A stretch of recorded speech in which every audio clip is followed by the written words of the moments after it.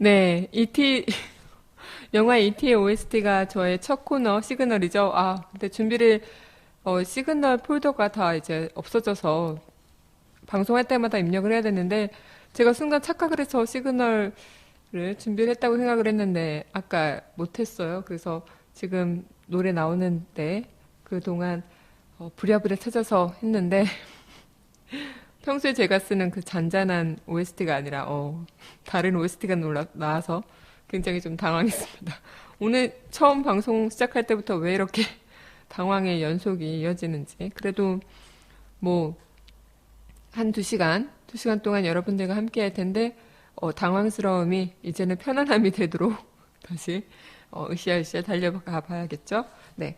오늘 아까 오프닝 때 살짝 기뜸을 해드렸던 오늘 너 그거 기억나니는, 네, 참 너 그거 기억나니에서는 이 드라마도 많이 담아봤고 또 영화도 많이 이야기를 해봤고 심지어 무슨 뮤지컬 그런 이야기도 많이 해봤어요. 또 아니면 책 이야기도 해봤고 이것저것 많이 이야기를 해봤는데, 오늘 그 영화들, 우리 한국 영화의 흐름이 어땠는지도 한번 추억 속에, 정말 한 작품 한 작품 이야기하기에는 이 시간이 굉장히 모자라잖아요. 그래서 너무 아쉬운 마음에 우리 한국 영화가 그동안 어떻게 진행되어 왔고 또 지금 굉장히 또 한국 영화가 흥행하고 있잖아요. 특히 지난해랑 올해는 뭐 시작한 지 얼마 안 됐는데 대박을 치고 있죠. 그래서 저는 한국 영화의 흥행 그런 흐름이 어땠길래 도대체 우리의 영화의 힘이 도대체 어디서 나온 걸까? 그런 의문이 들고 또 여러분들과 함께 또 이런 이야기를 나누면서 우리 영화계의 그런 산 흐름을 한번 같이 느껴보고자 프로그램을 꾸며봤는데요. 네. 정말 영화들의 행진이라고 부를 수 있는 6, 70년대, 이때는 뭐 제가 태어난 해도 아니에요. 그래서 정말 저는 이 시대의 영화를 뭐 본 적이 없어요. 본 적이 없는데 그냥 6, 70년대 이미지가 굉장히 영화 하면은 흑백 필름으로, 그리고 모든 TV가 있는 과정이 별로 없었을 때 아닌가요? 그래서 뭐 TV 프로그램이 하나 한다 그러면 온 동네에 그 TV 있는 집으로 달려나가서 같이 TV 상영하고 시청하고 그랬던 것 같은데, 진짜 저도 6, 70년대 태어났으면 지금쯤 정말 다른 삶이 있는 거잖아요. 저희 어머니 아버지 세대가 6, 70년대인데, 그리고 굉장히 좀 아득한 옛날 같은데 한편으로는 그런 옛날이 더 뭔가 소소하고 재밌는 그런 일상거리 이야기들이 많지 않았을까. 또 그리고 동네 모든 사람들이 한데 모여서 TV를 본다는 게 정말 그런 일은 쉽지 않잖아요, 요즘 일로는. 그리고 요즘에 제가 생각했을 때는 모든 사람이 한데 모여서 TV를 보는 날은 아마 월드컵 때나 올림픽 대회, 그럴 때 모든 정말 사람들이 너나 할 것 없이 같이 함께 소리 지르고 응원하면서 그렇게 하는 게 TV를 보는 문화인 것 같아요. 옛날에는 진짜 그런 문화가 있었다고 딱 들었을 때, 지금하고는 완전 다른 문화인 거니까. 지금은 뭐 옆집에 누가 사는지도 심지어 아파트 옆동, 옆 라인 자체도 모르는 분들이 많잖아요. 그게 참 안타까운 것 같은데, 어쨌든 영화들의 행진이라고 불렸다고 합니다. 6, 70년대는. 그래서 이때가 뭐 또 우리가 해방이 찾아오고, 또 다시 이제 6.25 전쟁이 일어나고 난 그 후죠. 그래서 굉장히 많은 민족들이 아픔과 또 약간 고통을 받는 그 시대이기도 했는데, 그만큼 민족이 분단된 뒤에 이제 한국 영화는 전쟁의 상처를 이렇게 치유하면서 뭐 체제 간섭에서는 벗어날 수는 없었겠지만 뭐 자유화 제도, 국상 영화의 면세 조치 등 뭐 영화의 양적인 증가들이 많이 이루어졌다고 합니다. 그래서 저는 여기 한 구절에서 굉장히 이 60, 70년대 이야기를 한 번에 이야기를 해줄 수 있는 구절이 있길래 한번 적어와 봤어요. 제3공화국 때 만들어졌던 그 오발탄, 그리고 잘 되어갑니다. 7인의 여포로, 이런 것들이 영화법에 의해서 갈기갈기 또 찢어졌다고 합니다. 뭐 그로 인해서 퇴행적 영화 제작이 성행하기 시작했다고. 6, 70년대는 정말 한국 영화를 이미 6, 70년대 이미 성행하고 있고 또 이렇게 발전해 나가고 있는 한국 영화를 다시 퇴행적인 단계로 돌린 시기도 또 6, 70년대라고 합니다. 그래서 정말 이 TV가 급속하게 보급이 되고 급속하게 널리 퍼지게 되면서 정말 이 영화 자체가 하나의 소비 상품이 되는 거죠. 그리고 영화라는 거가 또 하나의 그냥 사람들의 대중 문화가 되기 시작한 게 또 6, 70년대라고 합니다. 그래서 저는 이 70년대, 6, 70년대 이렇게 봤을 때 뭐 영화관 아니면은 그런 데 있잖아요. 그냥 극장가 이런데 막 표를 몰래 사고 어린아이들이 19세나 뭐 이런 관람할 수 없는 것들을 학생들이 학교 땡땡이 치고 보러 가는 장면들을 뭐 드라마나 이런 데서 많이 보잖아요. 그러면은 그런 재미도 또 하나의 소스였던 것 같아요. 요즘에는 우리 지금에서는 뭐 영화라는 게 그렇게 막 학교 땡땡이 치고 가고 그럴 정도로 뭐 열렬히 열망하고 소망하고 그런 제도가 아니라 그냥 무난히 모두가 즐길 수 있는 그런 영화 하나의 소비 상품으로 자리가 잡았잖아요, 이미. 근데 예전에는 호기심에 또 궁금하고 또 뭔가 거기 극장에 가면 어른이 된 것 같고 그랬던 시기가 6, 70년대가 아닌가 그런 생각이 들었어요. 그래서 저도 6, 70년대 만약에 제가 살았다면 극장 진짜 가고 싶었을 것 같아요. 지금도 영화 보는 거 좋아하고 영화관 가서 시간 때우는 거 되게 좋아하는데 그때라면 또 안 그랬을까요? 그때 태어났어도 몰래 학교 땡땡이 치고 영화 보러 가고 고등학교 때 제가 학교 땡땡이까지는 저 모범생이었으니까요. 네. 학교 땡땡이 치고 그냥 잠깐 나와서 맛있는 거 사 먹으러 갔듯이 그때 제가 태어났으면 학교를 좀 약간 이따가 다시 온다고 하고 극장에 달려가지 않았을까. 근데 극장비가 굉장히 비쌌을 것 같아요, 그때는. 뭔가 하나의 소수 집단의 그간 소유물 같은 그런 느낌이 극장이 있었던 것 같은데 그만큼 희소성이 있었기 때문이겠죠. 그만큼 뭐 TV 자체도 많이 보급이 되겠다 싶어도 있는 집안이 별로 없고 그런 것처럼 뭔가 있는 집안 자식이 누릴 수 있는 하나의 특권 같은 게 또 영화가 아니었을까 그런 생각이 드는데요. 그래서 이 한국 영화가 어쨌든 뭐 우리 사회 문제나 이런 것들을 많이 이때부터 제기를 하면서 하나의 그냥 뭐 바보들의 행지, 영자의 정성시대 이런 영화들이 좀 사회 문제의 의식들을 제기할 수 있는 그런 영화들이었다고 해요. 그래서 이런 영화들이 이때부터 서서히 나오기 시작했다고 합니다. 진짜 저는 뭐 그런 생각을 했었어요. 옛날에 한때 영화 동아리 선배가 있었어요. 근데 영화를 이제 자기가 뭐 사진을 찍거나 아니면 주변의 영상들 같은 거 있잖아요. 그런 것들을 이리저리 돌아다니면서 이렇게 담아오는 거예요. 그리고 그냥 아무 생각 없이 여과 없이 담아오고 그 담아온 필름들을 쫙 나열해서 그냥 조합을 하면은 그게 하나의 영화가 된다. 이렇게 얘기를 했었어요. 그래서 저는 뭐 너무 멋있는 거예요. 그 선배가.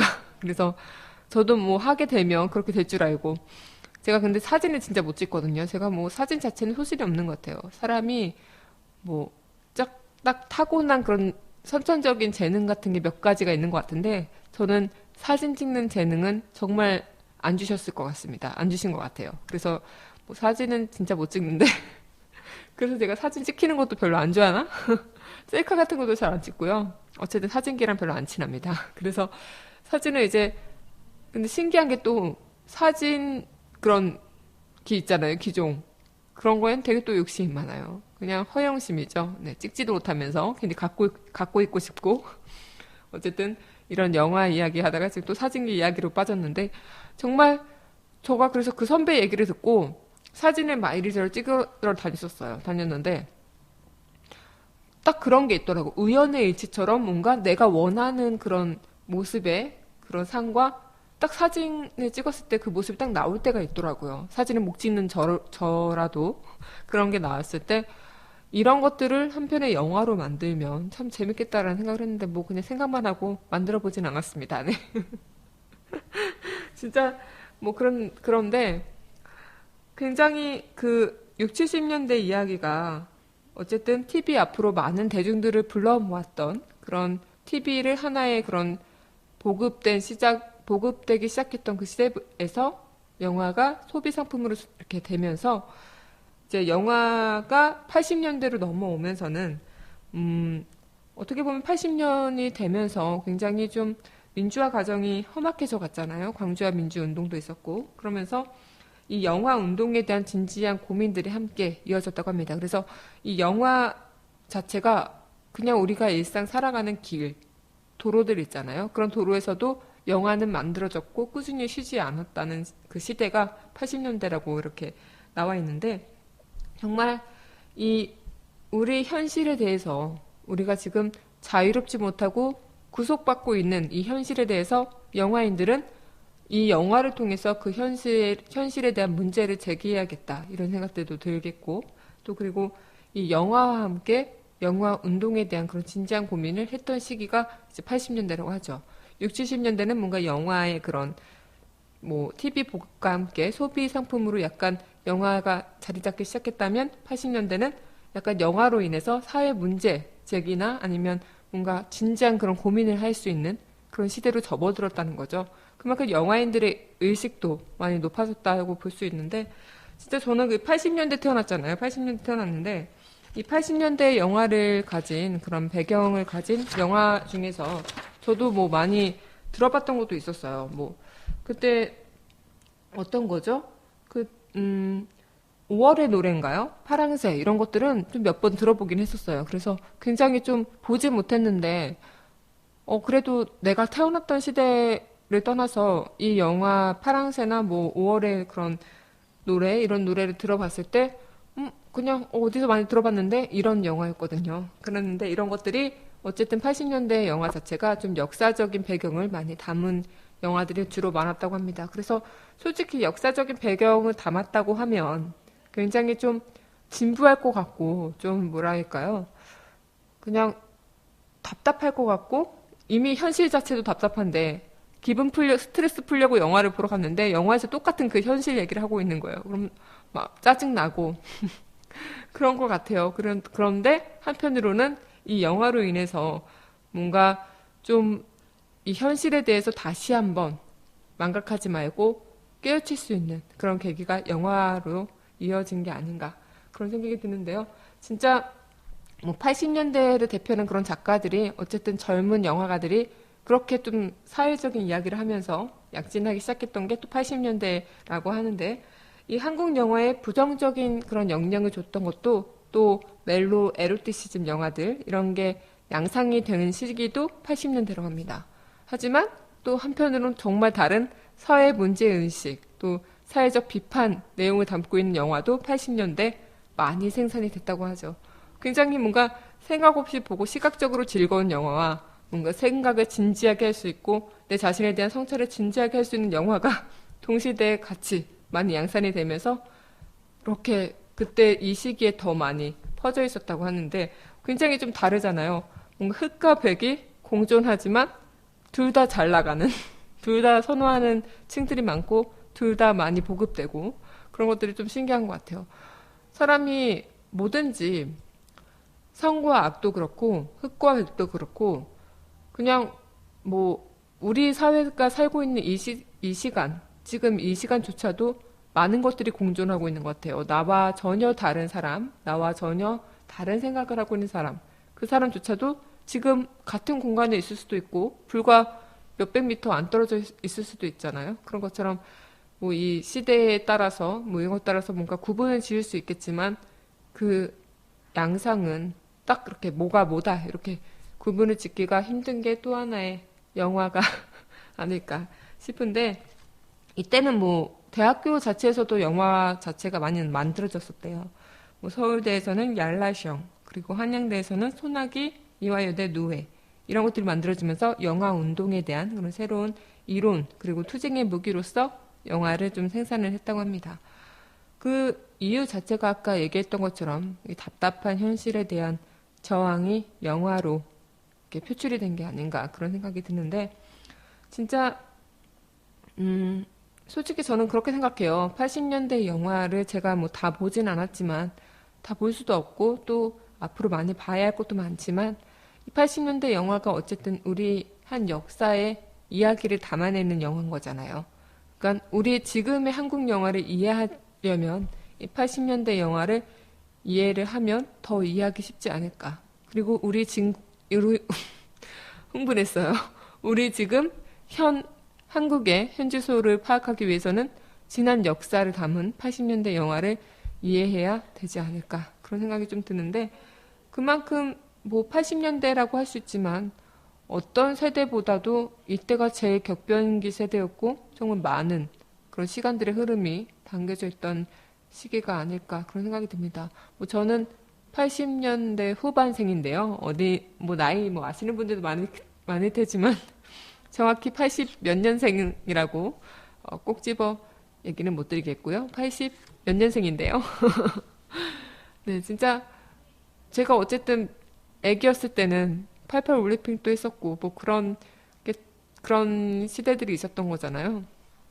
그러면 정말 그 80년대에 자유를 갈망했던 그런 시기도 있었고 또 뭔가 이 자유에 갈망하는 시기는 끊임없이 이루어지고 있지만 그 안에서 또 무슨 세계적인 축제가 열리고 뭐 이런 복잡다단한 그런 모든 일들이 다양하게 펼쳐졌던 게 또 80년대 일이 아닐까 그런 생각이 듭니다. 진짜 뭐 80년대 영화, 한국 영화는 쉬지 않고 걸어왔음은 분명하다 이렇게 얘기를 드리고 싶은데 중간 노래 하나 듣고 오죠. 노래 80년대 이야기를 많이 들린 노래가 뭘까 그런 생각을 했었어요. 그래서 80년대 팝을 이야기를 하려고 하는데 네, 아하의 Take On Me 듣고 오겠습니다. On Me 정말 많은 분들의 추억의 팝송이죠. 예전에 저랑 너 그거 기억나니에서 추억의 팝송에 대해 이야기를 나눈 적도 있는데 굉장히 이때 아하 이분 막 순위권에 넣어달라고 이러신 분들도 많았는데 네 정말 정말 6, 70년대부터 80년대까지 한국 영화가 어쨌든 그래도 더디었지만 나름 지금의 한국 영화가 있기까지의 그런 발전이 있게끔 많은 그런 도약도 하고 시도도 했던 게 아닐까 그런 생각이 드는데 정말 1991년, 1990년대 이후부터는 한국 영화의 전성기라고 부를 수 있습니다. 진짜 뭐 1991년이라고 하면은 뭐 제 동생이 태어난 해이기도 해서 굉장히 좀 뭔가 엄청 옛날 일인 것 같고 또 제가 이때 1991년 때면은 아마 그죠? 아직은 초등학교인 입학은 아직 안 했던 그 시기군요. 네. 나름 어렸네요, 저도. 네. 그랬을 때, 진짜, 이 1991년에 영화의 해가 있었죠. 이 시기를 맞아서 굉장히 한국 영화도 엄청 과도한 변화를 맞게 되죠. 뭐, 약간 성인물이라고 해야 되나요? 그런, 뭐, 과도한 성묘사를 해서 좀 등급 보류 이런 거 받는 영화들도 많이 등장을 했고 또 심지어 뭐 시시하던 금지되던 일본 영화들도 많이 한국에 들어왔던 시기가 1991년 이후부터인데 또 미국의 통상압력 때문에 스크린 쿼터 이런 제도에 우리 영화인들이 많이 반발하던 그런 시기도 1991년 시기라고 합니다.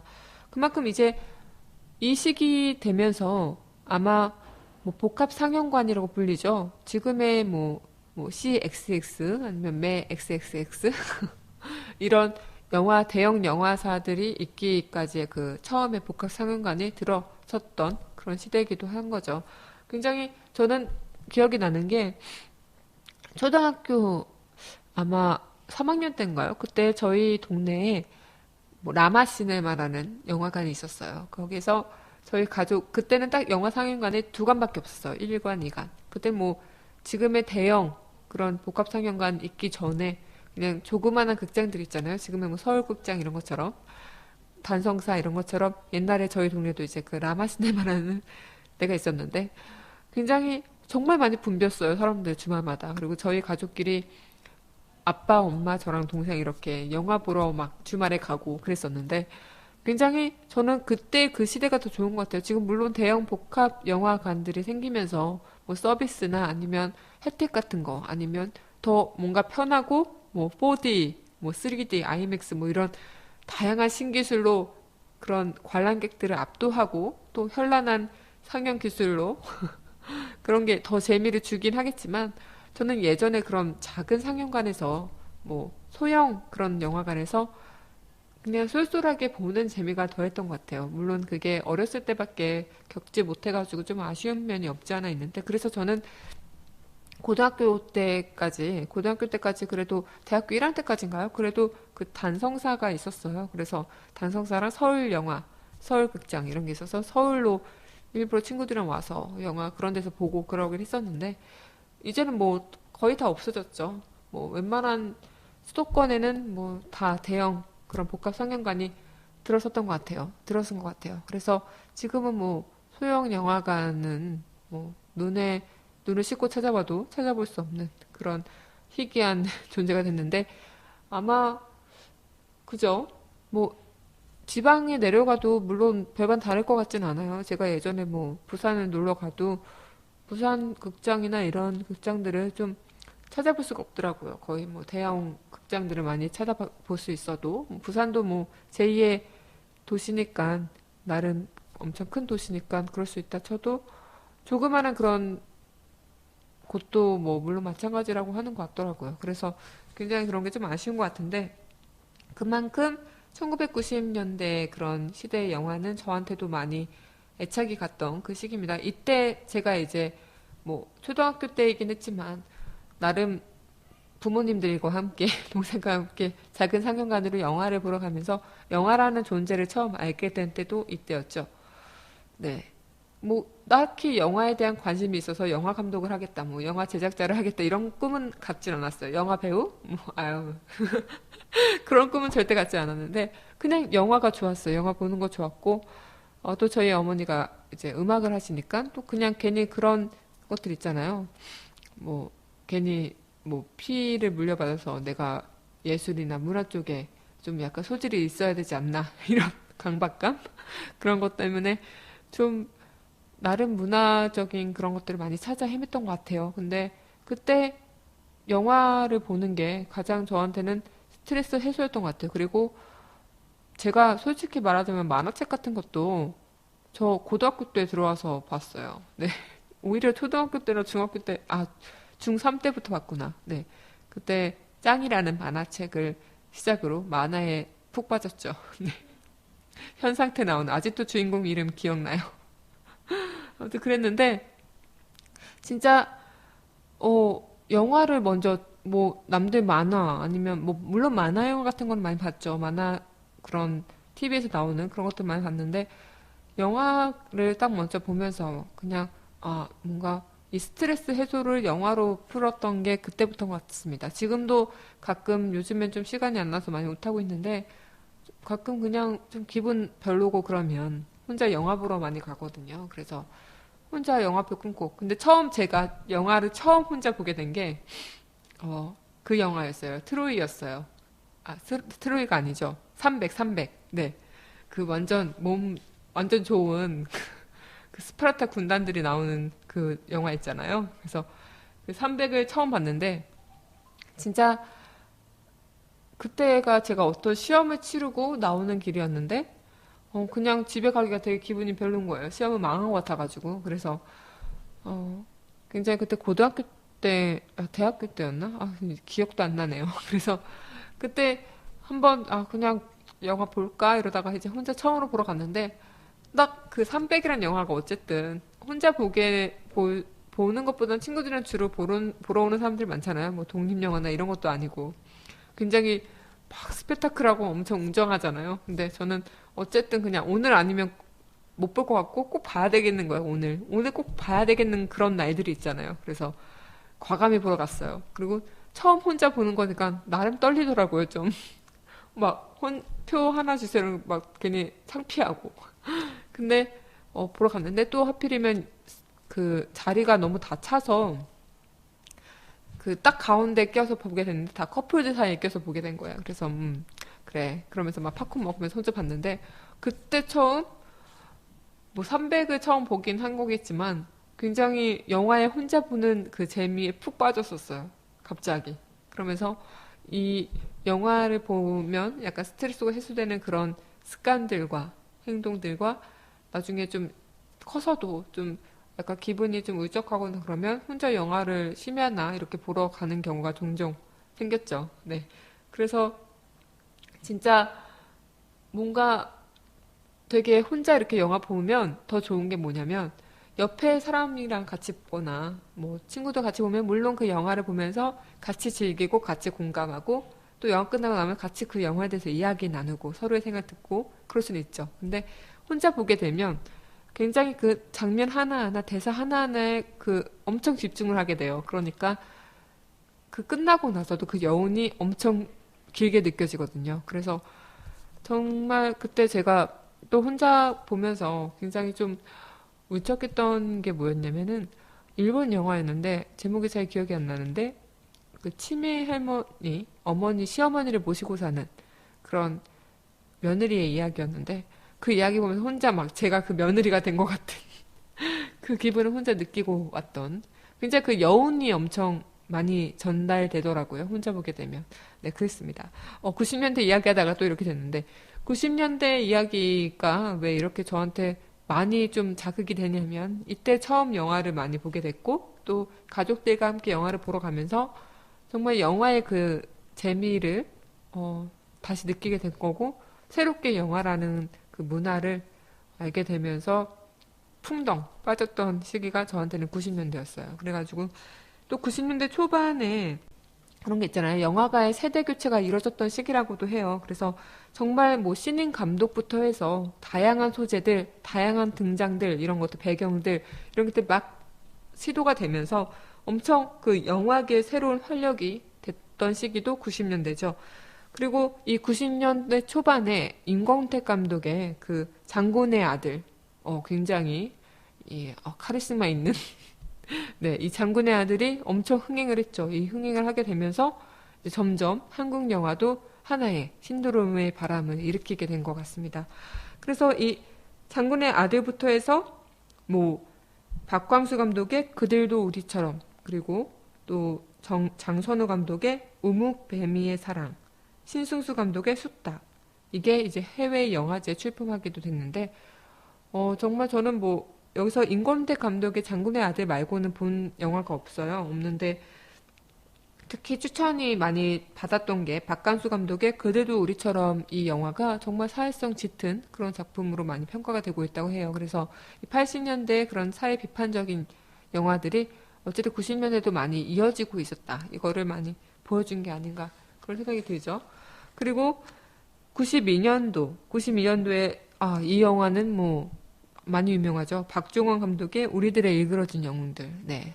여기에 그 홍경인 씨가 굉장히 활약을 하면서 배우성, 작품성 있는 배우 이런 극찬을 받은 기억이 나는데 굉장히 저는 이 홍경인 씨를 보면서 느낀 게 뭐냐면 물론 배우들은 이렇게 보기 좋은 떡이 먹기도 좋다고 잘생기고 예쁘고 또 화려하고 그런 것들이 배우 같잖아요. 근데 저는 딱 우리들의 일그러진 영웅의 홍경희 씨를 봤을 때 저게 배우구나라는 생각을 했었어요. 네.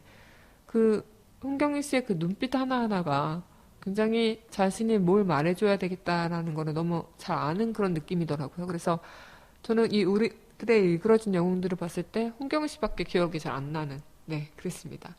그리고 또 임권태 감독의 서편제가 93년도에 이제 나오게 되면서 100만 관객을 돌파했죠. 임권태 감독의 그런 작품성 뭐 이때부터라도 장군의 아들부터라도 이미 흥행을 기록하는 그런 감독이라고 많이 알려졌는데 서편제로 인해 다시 한번 100만 관객. 저는 솔직히 아나운서 준비하면서 발성 연습이나 발음 뭐 아니면 나의 목소리 톤을 찾는 거 이런 것들 굉장히 중요하거든요. 근데 한때 목소리가 좀 제가 낮잖아요, 목소리가. 그래서 이 탁 트이는 목소리를 갖고 싶어서 판소리를 배워보자라는 생각을 했었는데 배우진 못했어요. 배우진 못했는데 굉장히 이 판소리를 배워보고 싶다는 생각이 강렬했었나 봐요. 그래가지고 그때 서편제를 다 봤을 때 득음하는 그 모습을 보면서 괜히 감정이입이 돼가지고 내가 득음하는 것 마냥 네, 그랬습니다. 그리고 굉장히 그 96년도부터는 이 영화 90년대 영화는 제가 본 게 없는데 강재규 감독의 은행나무 침대는 뭐 널리 알려진 영화기도 하죠. 그리고 97년 이때부터 굉장히 신세대 취향 그리고 구성 독특한 구성, 그리고 뭔가 그 전의 이야기들은 뭔가 칙칙하고 사회 현실, 아니면 사회적인 그런 배경들, 이런 작품들이 많았다면 좀 약간 여기는 로맨틱한 그런 이야기들을 97년도부터 이야기가 됐는데, 그래서 장윤영 감독의 접속이 이제 완전 대인기를 끌었잖아요. 그죠? 접속.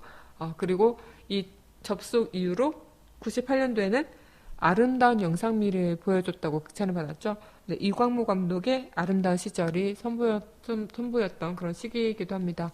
정말 굉장히 어떻게 보면 사람이 힘든 시기에 더 아름다운 걸 찾고 더 화려한 걸 찾는 것 같아요.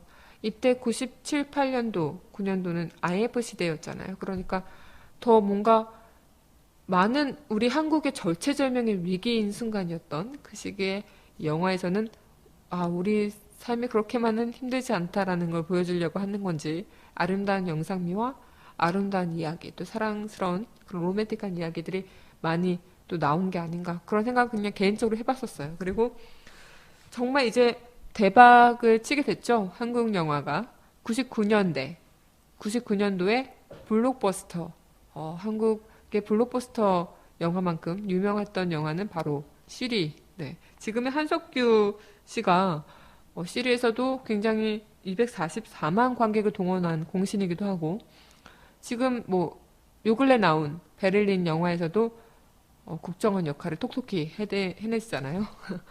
이 시리에서도 똑같이 그런 역할을 하셨었는데, 굉장히 이 시대의 시리는 거의 그냥 한국 영화에서 뭔가 그간의 기록을 모조리 다 깨고 새로운 시도를 보여줬던 그 영화인가 아닌가, 그런 생각이 들어요. 그리고 2000년 이듬해 이제 박찬욱 감독의 공동경비구역 JSA가 시리의 흥행 기록을 깼다고 합니다. 이것도 뭔가 굉장히 우리만이 갖고 있는, 한국만이 갖고 있는 그런 문제들을 다룬 영화들이 블록버스터로 제작이 되면 대박을 치는 것 같아요. 네. 무슨 논리일까요? 네. 좀 어떻게 보면 씁쓸한 것 같기도 한데, 그렇게 됐죠. 그렇게 시작을 해서 한국 영화 그런 블록버스터가 시리뿐만 아니라 굉장히 많이 나왔는데 시리만큼 흥행을 한 게 없어요. 그리고 JSA 그것만큼 흥행을 한 게 없죠. 그러다가 제작비는 뭔가 블록버스터가 이미 성행한 게 봤으니까 뭔가 시각적으로 뭔가 빵빵 터지고 블록버스터 같은 웅장한 것들을 많이 만들어지는데 흥행은 안 한단 말이에요. 그러니까 제작비는 기하급수적으로 많이 늘어나는데 흥행에서는 참담한 실패를 기록하는 그런 영화들이 계속 그 이후부터는 나오기 시작했습니다. 그러다가 그 시리 자체의 이야기가 왜 저는 뭔가 블록버스터만큼 우리나라에서 처음 시도한 영화인데도 그렇게 성행을 했나, 흥행을 했나, 그 이유 자체도 그런 뛰어난 이야기 구조를 좀 절묘하게, 좀 긴장감 있게 구성해 놓은 또 감독의 능력이 아닌가, 그런 생각도 드는데, 뭔가 다른 한국형 블록버스터들은 그냥 이야기보다는 너무 볼거리에만 집착을 해서 그게 또 참담한 실패작의 원인이 된 게 아닌가 생각이 들어요. 그래서 정말 할리우드 하면은 굉장하잖아요, 영화. 저 영화를 어떻게 만들었지? 막 이리저리 빡빡 터지고 그런 거 보면은 장난 아닌데, 진짜 이 한국형 블록버스터가 어쨌든 요 근래 들어와서 정말 영화 많이 발전됐다, 이런 걸 많이 느끼게 했던 것 같습니다. 그리고 이때부터 약간 블록버스터처럼 뭔가 볼거리에 치중했던 영화들이 참담한 실패를 겪으면서 좀 새로운 영화의 시도들이 많이 등장했죠. 그 시작이 인터넷 소설을 영화했던, 어떻게 보면 상대적으로 규모는 작지만 소소한 재미거리가 있는, 웃음거리가 있는 영화들이 흥행을 하기 시작했습니다. 대표적인 것이 이제 전지현의 스타덤으로 올려준 엽기적인 그녀, 그것도 그렇고 동갑내기 과외하기, 그리고 친구, 이렇게 시작됐다가 다시 또 조폭 시리즈물로 흥행이 시작이 됐죠. 그래서 조폭 마누라, 두사부일제, 이런 것들이 또 한국 영화의 하나의 그런 상징적인 물이 됐죠. 정말 제가 봤을 때는 어쨌든 이 로맨틱 코미디도 좋지만 한국 영화가 발전되게 된 그런 본격적인 계기는 어떻게 보면 그냥 그 영화 시리부터가 아닐까. 그리고 그 시리가 있기 전에는 60, 70년대, 80년대 그 영화들의 소소한 사회성 이야기와 한국 현실의 문제를 직시하는 그런 영화들이 있었기 때문에 또 이런 영화가 만들어지고 거기에 또 이런 새로운 전환점이 되는 다른 영화들이 만들어진 게 아닌가 그런 생각이 듭니다. 그래서 가끔 안타까운 게 뭐냐면 사람들이 웃기는 거, 재밌는 거에 너무 치중하다 보니까 오히려 작품성 있고 좀 오히려 정말 사람들의 그런 의식을 깨우쳐줄 수 있는 영화가 많이 흥행에 실패하는 경우가 많은 것 같아요. 그리고 특히 뭐 독립영화나 아니면 좀 사회성 이야기를 담은 영화들은 대형 그런 블록버스터 있잖아요. 대형 상영관. 그런 상영관에는 많이 걸리지가 않죠. 대형 상영관도 배급자니까 흥행에 뭔가 흥행을 할 수 있고 좀 인기몰이 할 수 있는 영화들을 정말 많은 시간대에 배치하잖아요. 그리고 딱 영화관 가면 볼 수 있는 게 그 제일 인기 있는 영화만 엄청 많은 시간대 걸려 있고 다른 거는 일찍 끝나거나 별로 상영관이 없거나 그런 경우가 많은 것 같아요. 그런 게 좀 안타까워서 굉장히 이런 영화들 있잖아요. 뭔가 내가 꼭 봐야겠다. 현실의 그런 삶을 좀 약간 일깨워줄 수 있는 영화들을 좀 사람들이 많이 봐야 되겠다 하는 영화들은 많이 찾아볼 수 없는 것 같아요. 그게 좀 안타까운 것 같습니다. 그래서 그런 걸 보려면 일부러 더 찾고 그런 것들이 좀 어디에서 상영하는지 그런 사람들만이 볼 수 있고 아니면 그냥 영화 갔다가 우연히 보게 되는 경우는 좀 힘든 것 같아요. 그게 좀 많이 아쉬운데요. 네, 지금까지 한국 영화의 흐름 이야기를 해봤는데 정말 우리 한국 영화가 뭐 이렇게 많은 발전을 해오기까지 다양한 젊은 영화인들의 시도가 있었고 또 뭔가 도전 의식이 있었기 때문이 아닌가 그런 생각이 들죠. 그리고 또 물론 세계적인 흐름조차 무시할 수는 없었고 또 기술조차는 무시할 수 없겠지만 그 안에서도 또 서정적인 감정을 끌어내려는 그런 감독들의 노력의 결과물들이 아닌가라는 생각이 드는데 네, 그럼 90년대 대표적인 추억의 노래 전람회의 기억의 습작 듣고 1부 코너 마무리하도록 하겠습니다. 이제